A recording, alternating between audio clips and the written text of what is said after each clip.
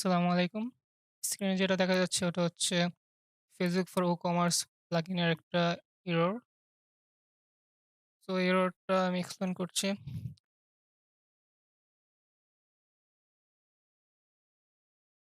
Facebook ads এর জন্য আমাদের ই-কমার্সের প্রোডাক্ট Facebook এ ক্যাটালগে এড করতে হবে। তার জন্য আমি Facebook for WooCommerce প্লাগইনটা ইনস্টল করে অ্যাক্টিভ করেছিলাম এবং আমার Facebook অ্যাকাউন্টটা এড করেছিলাম। তখন আমার আগে এটা এড করা ছিল এবং আমার ক্যাটালগ চেঞ্জ করেছিলাম। আমার নিউ ক্যাটালগটা এই Facebook for WooCommerce A change করার অপশন ছিল না। আগের ক্যাটালগটাই ছিল যেটা ডিলিট করে দিচ্ছিলাম। তার জন্য আমি আমার এই প্লাগইনটা ডাইরেক্ট আনইনস্টল করে দিয়েছিলাম এবং ডিলিট করে দিয়েছিলাম আনইনস্টল করে সম্পূর্ণ। তারপর আবার রিইনস্টল করার পর যখন ফেসবুকটা আমি কানেক্ট করি,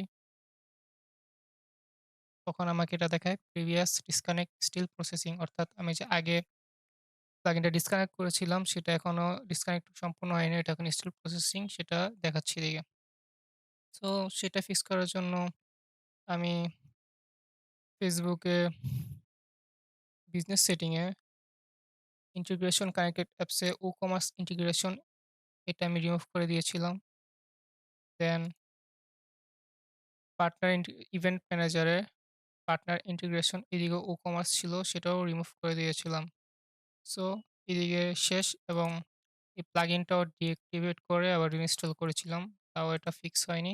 সেম দেখাচ্ছিল প্রিভিয়াস ডিসকানেক্ট স্টিল প্রসেসিং।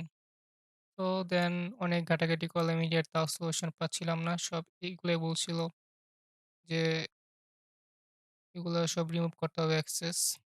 তারপরে আমি ঘাটাঘাটি করার পর নিজে সলিউশন বের করেছি।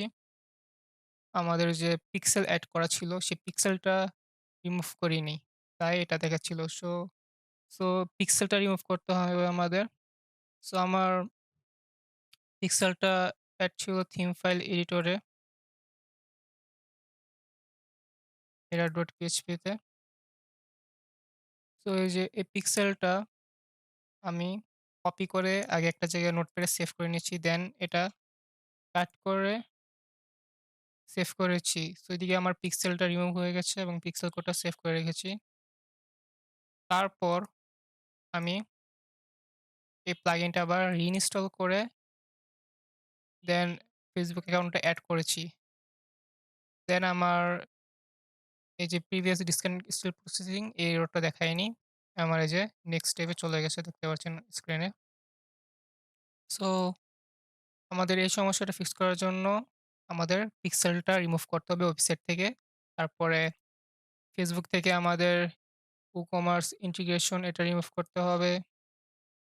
তারপর পার্টনার ইন্টিগ্রেশন থেকে WooCommerce এটা রিমুভ করতে হবে।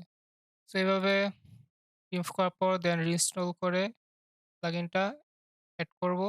তারপর এড করার পর যখন আমাদের Facebook অ্যাকাউন্টটা এই প্লাগইনের সাথে এড হয়ে যাবে, তারপর আমরা লাস্টে এই header.php তে আবার আমাদের যে পিক্সেল কোডটা ছিল সেটা পেস্ট করে সেভ করে দিব। আমাদের পিক্সেলটা আবার এড হয়ে গেছে সেম পিক্সেল।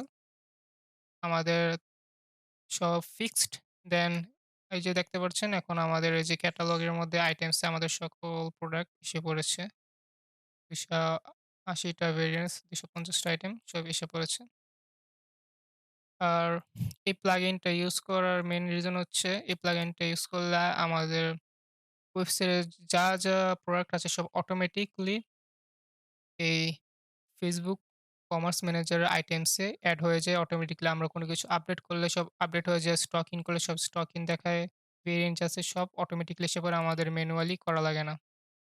যেমন এই যে ম্যানুয়ালি ডাটা ফিড দিয়ে করা যায়, ম্যানুয়াল করা যায়, অনেকভাবে করা যায়, এগুলো করা লাগে না। এই প্লাগইনটা ইনস্টল করে Facebook অ্যাড ম্যানেজার অ্যাকাউন্টে এড করলে আমাদের Facebook অ্যাড ম্যানেজারে আমাদের ওয়েবসাইটের সকল প্রোডাক্ট এদিকে এসে পড়ে। এটার জন্যই এই প্লাগইনটি ইউজ করা এবং যে প্রবলেমটা দেখাচ্ছিল ওটাও ফিক্স হয়ে গেছে। আশা করি আপনারা সবাই উপকৃত হয়েছেন। ধন্যবাদ।